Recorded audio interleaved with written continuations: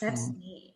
So with Pink Blanket, you said it kind of came about with the strategy of you writing. Um, how I know you said for the blankets and to give women and children something of their own. How did that process end up like coming out? So when I was writing the whole time, I mean, even before I started writing, I guess the first thing well, not the first thing, but one of the first things was the title, because I knew it was going to be a series. So I knew that I had to have a title that, you can carry through, I guess, in a sense. And when I was writing, finally I kind of had set that to the side and just basically gave it a generic name just so that I had something so that when I went to the publisher or whatever. Um, and then I was probably about three quarters of the way through. I was near done. And the whole time I was writing, like I've always, and even before, I've always wanted to contribute some way, somehow, and I to the world or to society. It's just always something I've wanted to do, and I've just never known how or to have the means to do so. And so when I was writing, one night I was actually sleeping, and the pink blanket came to me, and I actually woke up and I wrote it down on a notepad, which I had beside my bed because during the writing process, lots of times my ideas would come while I was sleeping. And so I jotted it down and I kind of was like, well, that's an odd name for this kind of a book. But whatever, it seemed to stick. And then it wasn't long after I was in a local shop, and I'm not a pink person, but I just happened to see like the coziest, softest pink blanket, and I bought it and I took it home, and it just all seemed like the universe was just kind of starting to put everything in place for me. And I guess as things progressed, it was just kind of like the one day I was just like, oh, this is what I could do. Maybe this is what I could do. It's not much, but it's something. And so then I just kind of built on that. And so then I was like, okay, well, you keep dreaming and having all these thoughts. And I just kind of had said, okay, well, you know what, one day if I'm successful enough and I can afford to, I'm just gonna buy blankets and provide shelters around the world with pink blankets for women and children coming into the shelters so that they have, because lots of times it's, a lot of them just escape with the clothes on their back and their kids in their hand, and away they go because that's the only thing they have time to take. And so it would just be something, when they arrived that, they would receive. And it would be knowing that it came from a place where somebody cares. There's people out there that know you're not alone or don't want you to feel alone, know the struggle and are there to support you and help you and guide you on the path that you've decided to take. And so when I had hooked up with my publicist, she had asked me what my long-term goal of my novel was, and I just kind of ran that idea by her, like, whatever if. And she's like, you could do that. You don't have to wait till you can afford to. She's like, there's people all over the world who would be willing to help you do that. And so then it just really got my wheels turning again, because if it's possible to do it sooner than, because I mean that was a far off dream. That was just like you know, a fantasy, I guess. And so now I'm in the process of trying to go about getting a campaign set up and hopefully be able to do that sooner rather than later. Oh, that's awesome. Thanks. I like how that came in play. You thought of the pink, you found the blanket, and the universe. Again, the universe gives us signs. It does. It does. It absolutely does. It's all in divine timing. And I wasn't, I mean, I've always believed in it, but I wasn't huge into it so much as I've gotten into it. And I just really feel like kind of all of it. Same with the story. Several stories have come and gone in my mind over the years, and never anything, or maybe I just didn't have the confidence to build on them. But this one, when it came to my head, it stuck. And as every day would go on, just more and more would pile into it. And so I would be making notes, and then I finally was like, God, can I do this? Like, could I even write a book? Like, how do you write a book, right? Like I had no idea. So I'm Googling authors, and I'm Googling publishing and self-publishing and writing. I mean, grammar, like just everything, like what. And so then after quite a while, probably a couple of years of trying to compile all that and then researching, like I said, Chicago, Italy. I wanted to be able to, have people who read it not be like, well, that's not true, just to be able to kind of relate. And so then finally it was just one day I just went, okay. And so yeah, I started writing, and it's just all I believe the universe putting it all together, with my help, for me to keep me along this path. And I wouldn't trade it for a second. I'm so grateful every day that I decided to follow my dream and go after it. Always follow your dream, no matter what's going on, or it's going to come back around. Yeah, and you can't. And I mean, a big thing was, what are other people gonna think? And ultimately, you can't care. It is your life, and I mean, you get one shot. And I had to tell myself that several times while I was writing. I was just gonna be like, oh man, is anybody gonna like that? Like, it was just such an ego thing lots of times, and it's just like you can't please everybody. So you just, as long as you're making yourself happy, then whatever comes of it comes of it. And that was about the best advice I could give myself, and encouragement to keep going. So, Nice. Now, since you've been through it, what would you say to someone that is going through a domestic violence situation?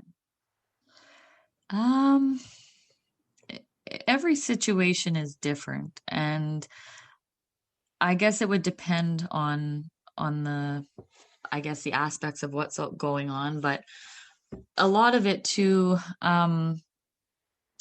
There's not just one form of domestic, abuse and violence, and that was one thing I had to convince myself of. There was physical, but there was a lot of mental and emotional, and that needs to be credited as well. I know it took me a long time to acknowledge that that wasn't okay, like that wasn't right.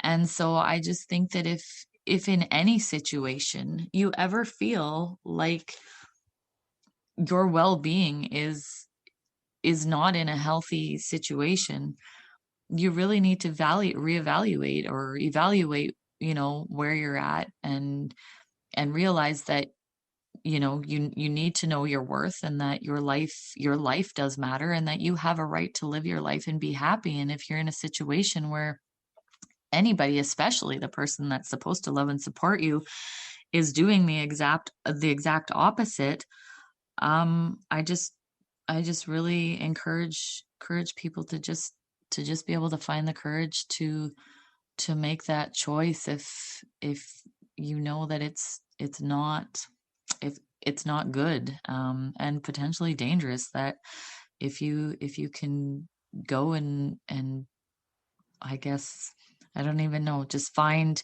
a way to find the courage to take that step to make a better life or go after a better life.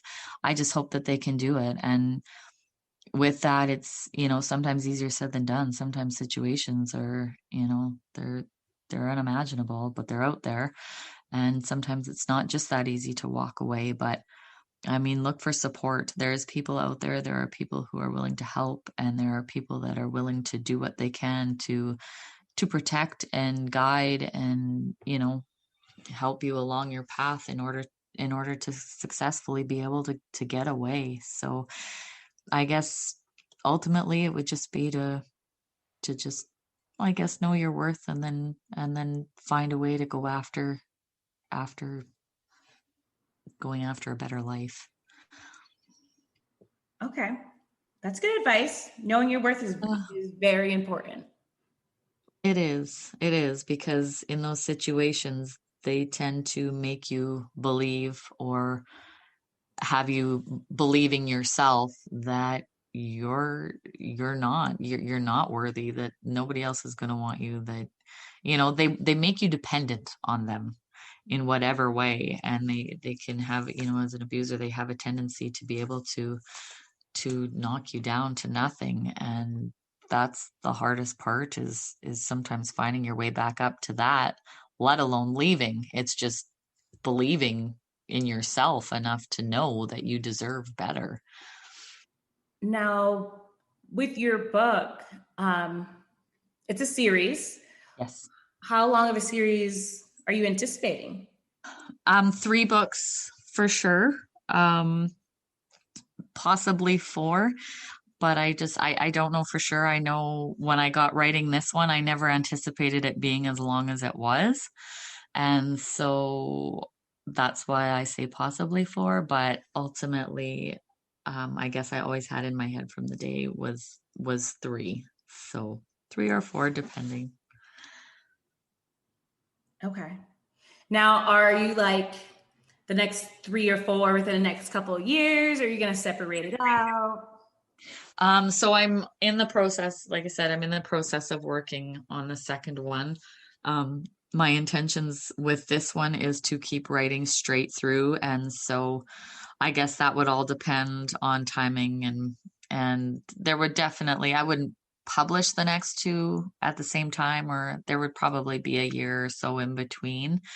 Um, this one's taking a little bit longer than I anticipated, just simply, like I said, with COVID and different things kind of interfering with that. But originally, when I wrote the first one, my plan was to write the first one, get it out there, get feedback, and see if I could validate my writing, I guess. And now that I've got people asking me every day, when is the next one coming? When is the next one coming?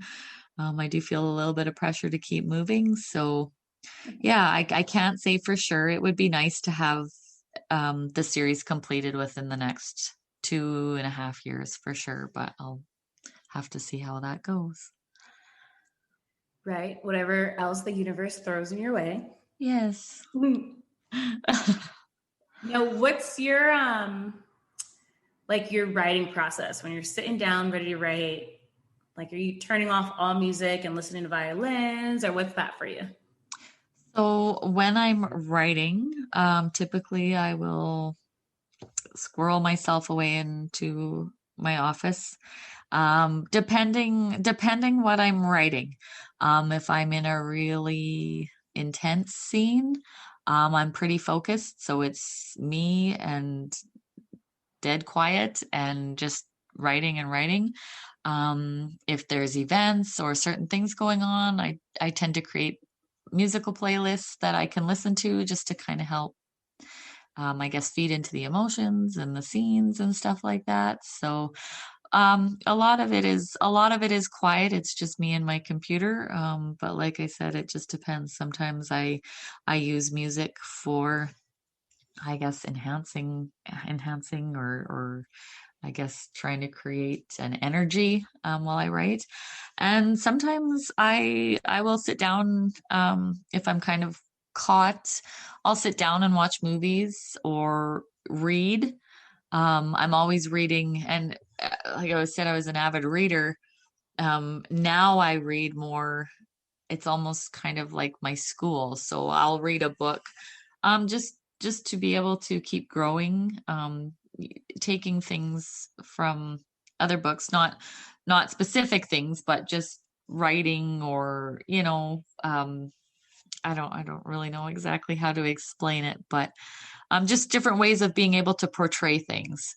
Mhm. Just kind of take that knowledge from other books in the same genres, just to kind of inspire and create different avenues for myself. Or like I said, movies, I'll sit down and watch a movie and just kind of feed off that as well, and then it just kind of rejuvenates and gets me back into a groove, and then I can get back and get moving. But yeah, and if I'm on a roll, I'll write around the clock. That's kind of too, I haven't had that kind of time, so it's been a little bit, but yeah, there's lots of times I'll write from 5 in the morning till 2 in the morning, and go to sleep for a few hours and get up and do it again just because I get so excited and so into it. And then some days and then I won't write for a week. So yeah, just kind of, I guess, however it flows. It seems to work for me. So that's what I just keep rolling